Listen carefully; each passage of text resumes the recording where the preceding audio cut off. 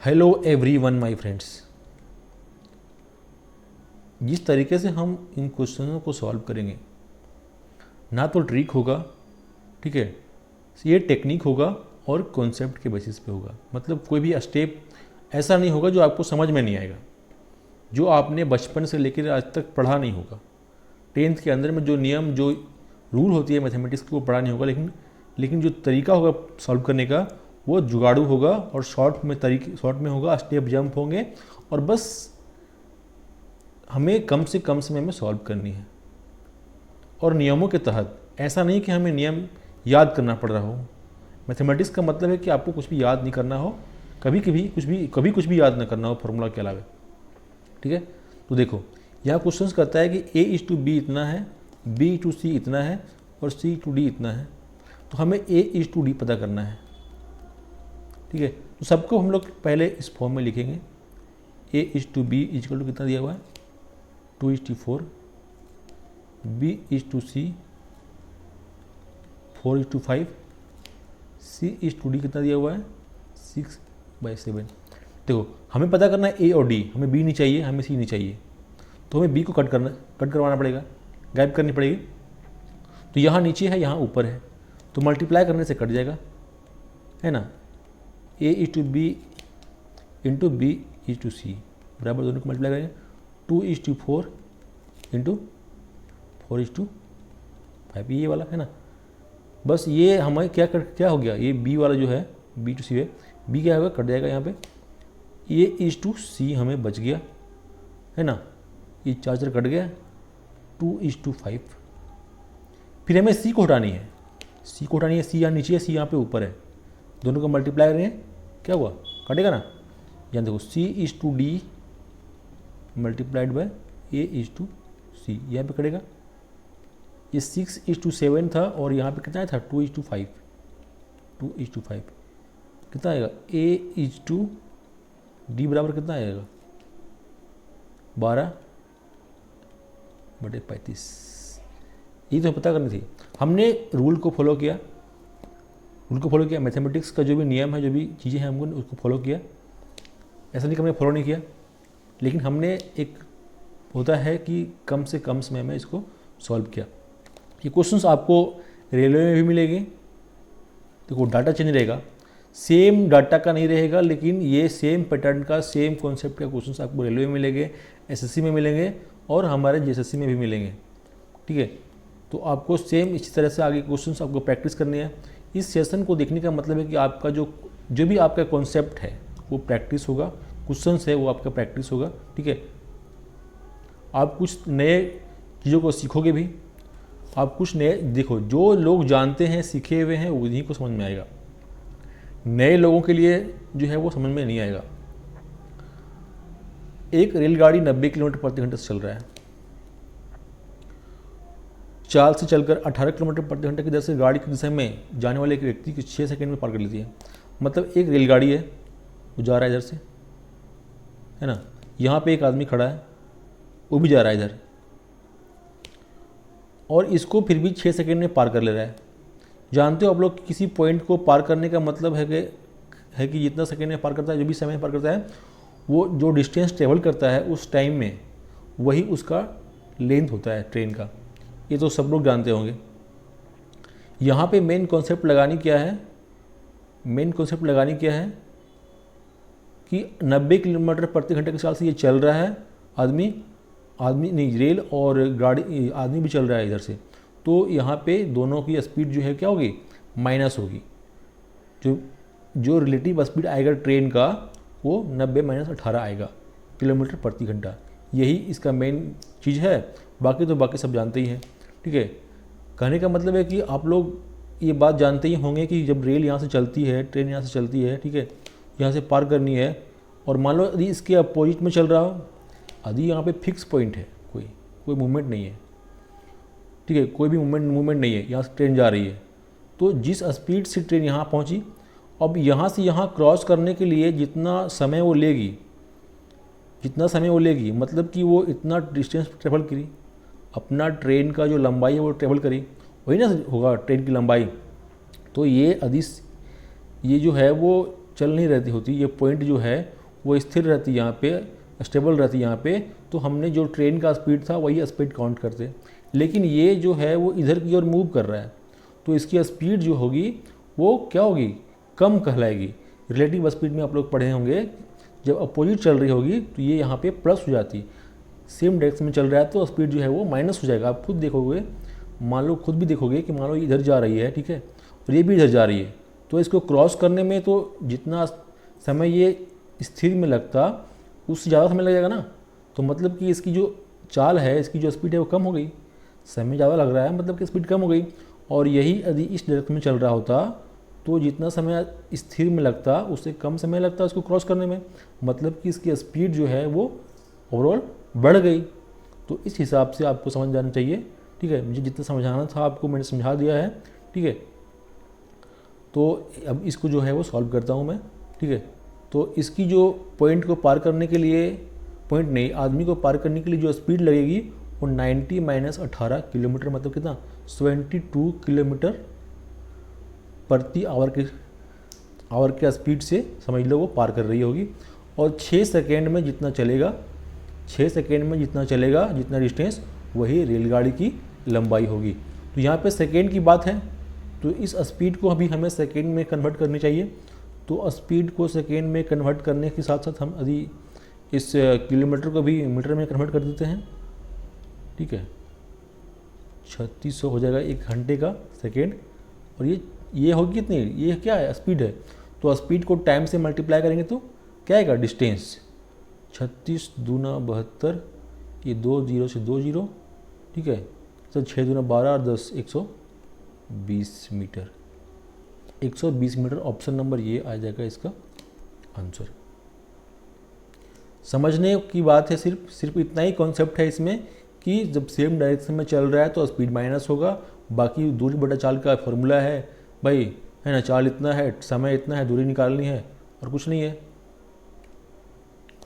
यहाँ देखो, एक व्यक्ति 10,000 रुपये का ऋण लेता है, उसका एक भाग 8% वार्षिक ब्याज की दर से बैंक से लेता है और दूसरा जो है वो 10% की ब्याज से दे लेता है, और वह कुल ब्याज के रूप में 950 रुपये का वार्षिक भुगतान करता है। मतलब कि उसने 10,000 रुपये ब्याज लिया हुआ है दो बैंकों से मिला करके, मतलब एक से कुछ लिया हुआ है, एक से कुछ लिया हुआ है, दोनों को मिला के 10,000 लिया हुआ है। और एक से जो इंटरेस्ट आ रहा है वो 8% का आ रहा है, दूसरे से जो ले रहा है वो 10% में ले रहा है, और दोनों मिला के जो इंटरेस्ट आ रही है साल में वो 950 रुपये आ रहे हैं।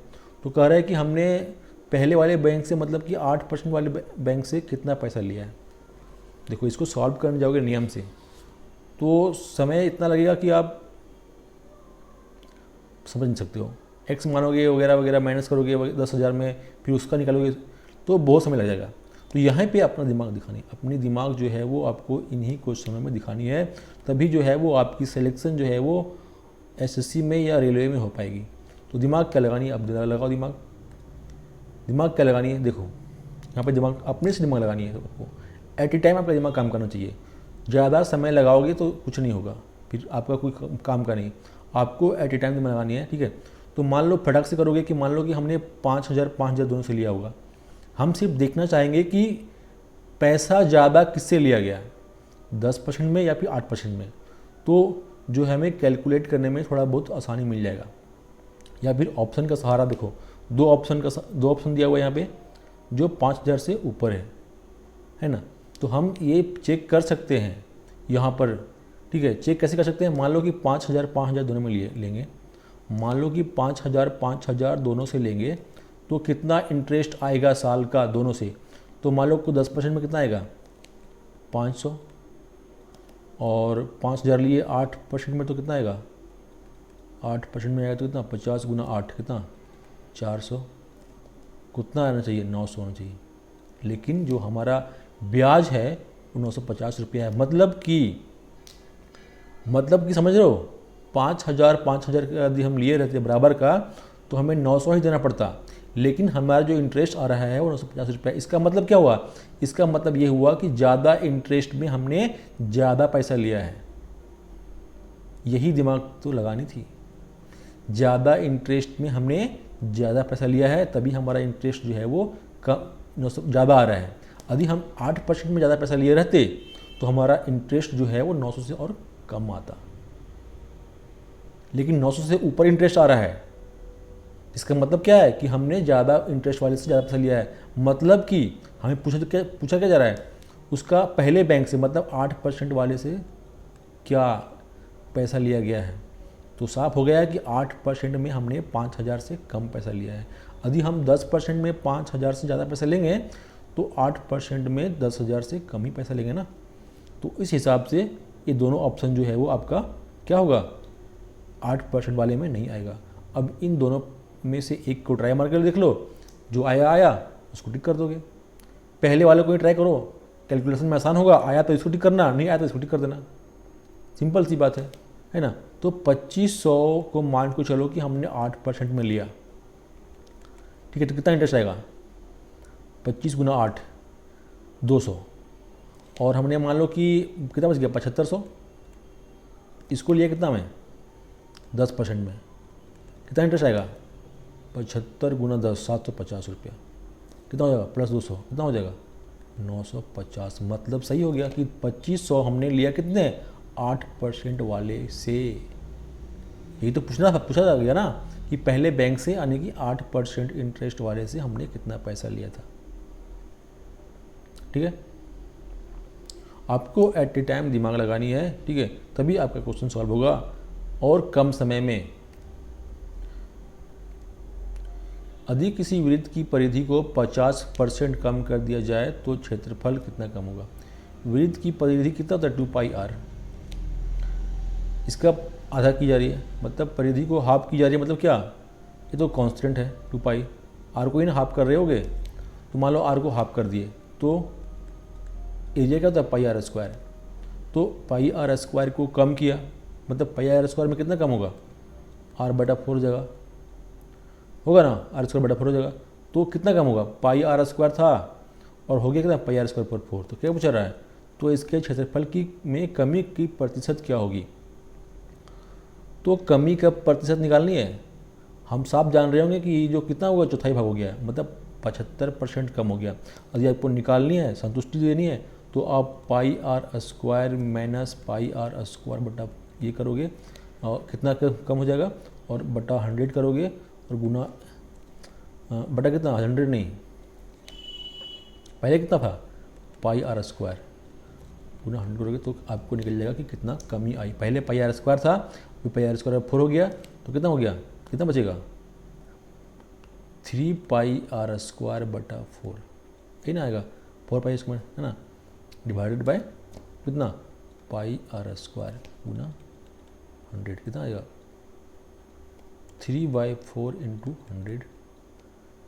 देखो ये मैं एक सैटिस्फैक्टर्स के लिए कर दे रहा हूँ, ठीक है, लेकिन वास्तविक में हम लोग सब जान रहे हैं कि πr² 4 हो गया है, तो πr² पहले था, जाहिर सी बात है कि 75% जो है वो कम हो गया है। यहाँ पे 75% आएगा, ऑप्शन 25 आएगा, 25 दिया 75%, है ना।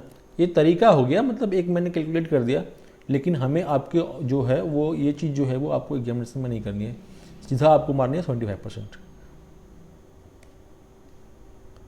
55 किलोग्राम के एक मिश्रण में दूध और जल के अनुपात 7:4 है। अनुपात को 7:6 करने के लिए मिश्रण में मिलाई जाने वाली जल की मात्रा क्या होगी।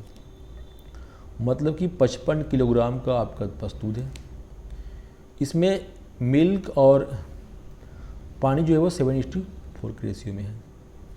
तो हमें जो है वो इसका जो रेशियो है पानी और दूध का, दूध और पानी का, वो 7:6 करनी है। तो हमें पानी और कितना मिलानी है, जाहिर सी बात है पानी को और बढ़ा रहा है ना। तो हम सबसे पहले दूध और पानी की एक्चुअल मात्रा निकाल लेंगे।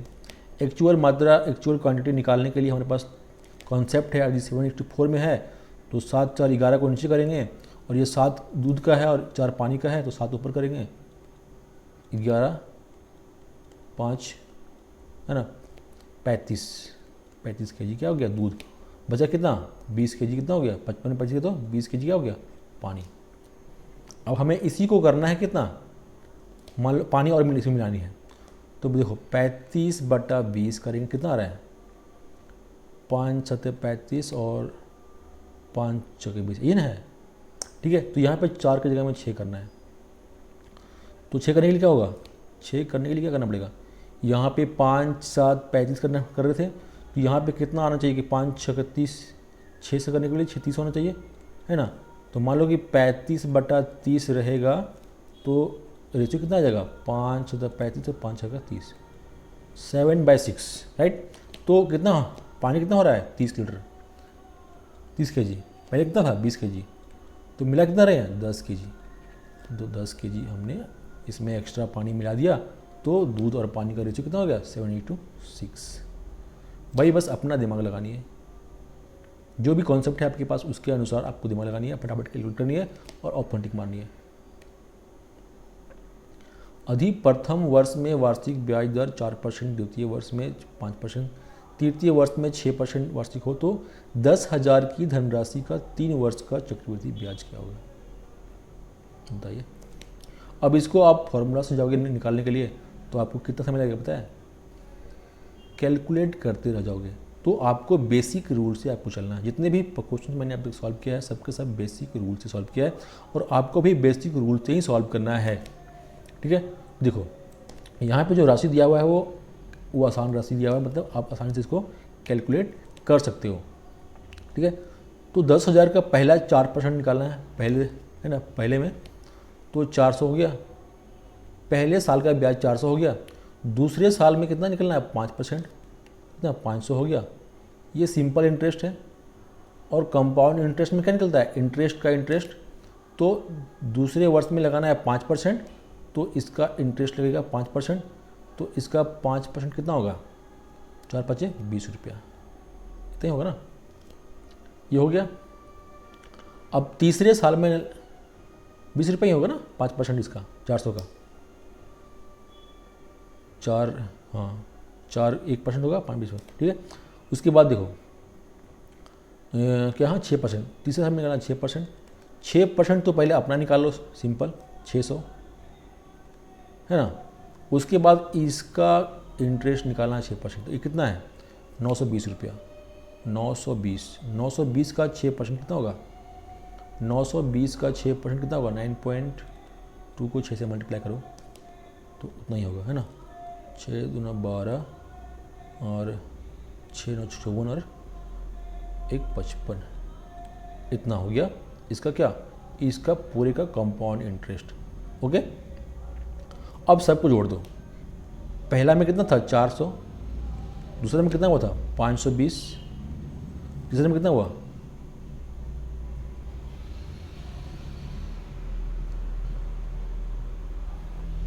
तीसरे में कितना हुआ,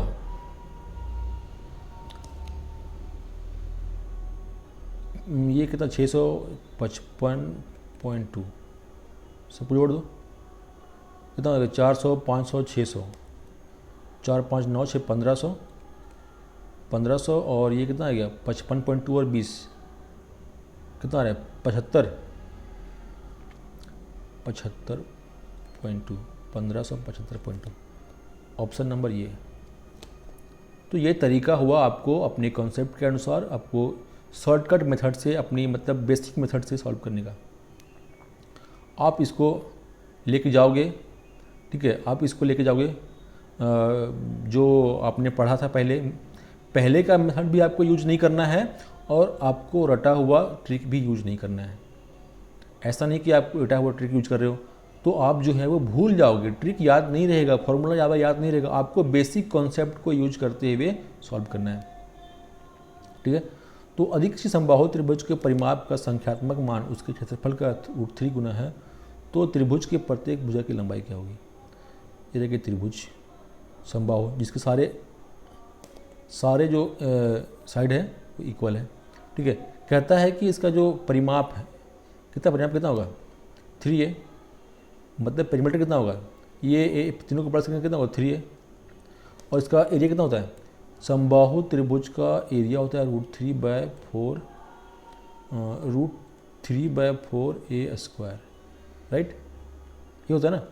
तो कहता है कि जो त्रिभुज, कहता है यहाँ पे कि परिमाप का संख्यात्मक मान क्षेत्रफल का √3 गुना है। परिमाप कितना है, परिमाप आपका कितना है 3a, तो 3a जो है वो क्या है √3 गुना है किसका, क्षेत्रफल का, क्षेत्रफल फल का। तो आप यहाँ पे कैलकुलेट कर लो, 3a गुना 3/4 ए स्क्वायर। यहाँ से आपको निकालनी क्या है, ए की लंबाई, भुजा की लंबाई पता करनी है। तो आप पता कर लो, इधर आ जाएगा तो कितना होगा, 12a minus 3a square equal to 0। Common आ जाएगा a, और कुछ कॉमन आएगा,